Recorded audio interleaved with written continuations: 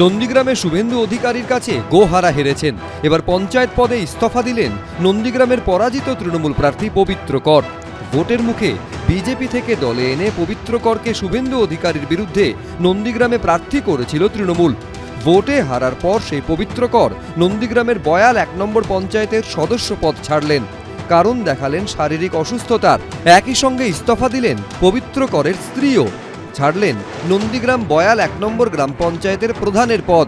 বয়াল 1 নম্বর গ্রাম পঞ্চায়েতের সদস্য হিসেবেও ইস্তফা দিয়েছেন তিনি।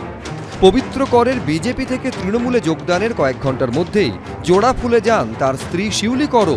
বিজেপি টিকিটে জিতে আসা পঞ্চায়েতের পদ তিনি ছাড়েননি। একইভাবে পদ আঁকড়েছিলেন তৃণমূলের টিকিট পাওয়া পবিত্র করও, জানিয়ে সেই সময় প্রশ্ন তোলেন শুভেন্দু অধিকারী।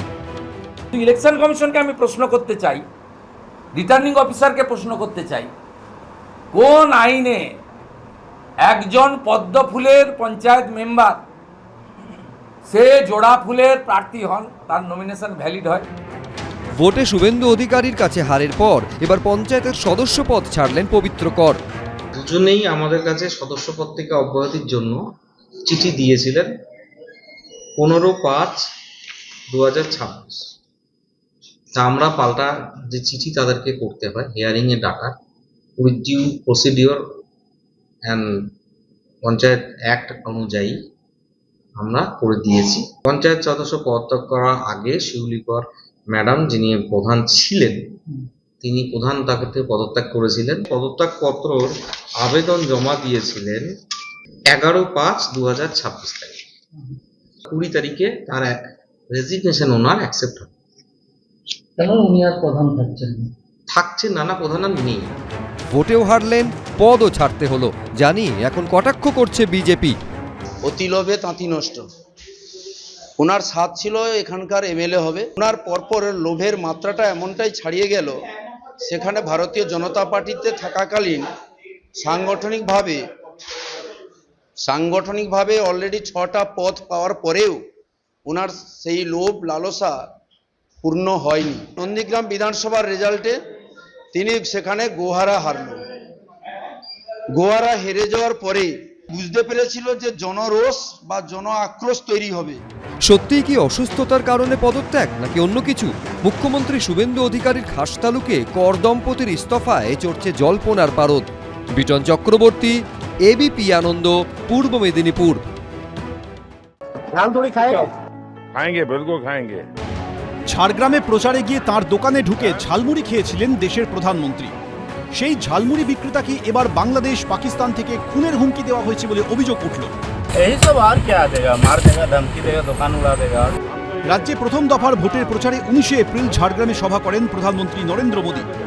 সেখান থেকে ফেরার পথে কনভয় থামিয়ে শটান বিক্রম সাউয়ের দোকানে ঢুকে পড়েন তিনি। খান ঝালমুড়ি। भाई हमें अपना झालमुड़ी खिलाओ।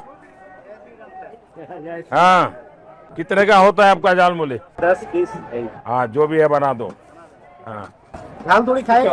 हाँ हाँ हाँ, आप ऐसा खाते हैं, दिमाग नहीं खाते हुए। মুড়ির ঝালকে এরপর কৌশলে ভোট প্রচারেও ব্যবহার করেছিলেন প্রধানমন্ত্রী। वैसे मैंने सुना है कि झालमुड़ी ने भी कुछ लोगों को जन्नाटेदार झटका दिया है।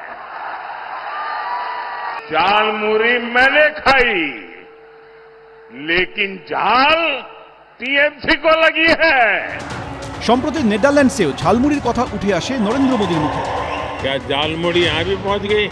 এদিকে এরাজ্যে প্রধানমন্ত্রীকে সেই ঝালমুড়ি খাইয়েছিলেন যিনি, সেই বিক্রম সাউকে পাকিস্তান থেকে হোয়াটসঅ্যাপে ফোন এবং মেসেজ করে খুনের হুমকি দেওয়া হয়েছে বলে অভিযোগ। मार देगा, धमकी देगा, दुकान उड़ा देगा और क्या देगा। नंबर 92 नंबर पाकिस्तान का नंबर। এ নিয়ে ঝাড়গ্রাম থানায় অভিযোগ করেছেন ঝালমুড়ি বিক্রেতা বিক্রম সাউ। অমিতাভ রথ, এবিপি আনন্দ, ঝাড়গ্রাম। এবিপি আনন্দ, এগিয়ে থাকে, এগিয়ে রাখে।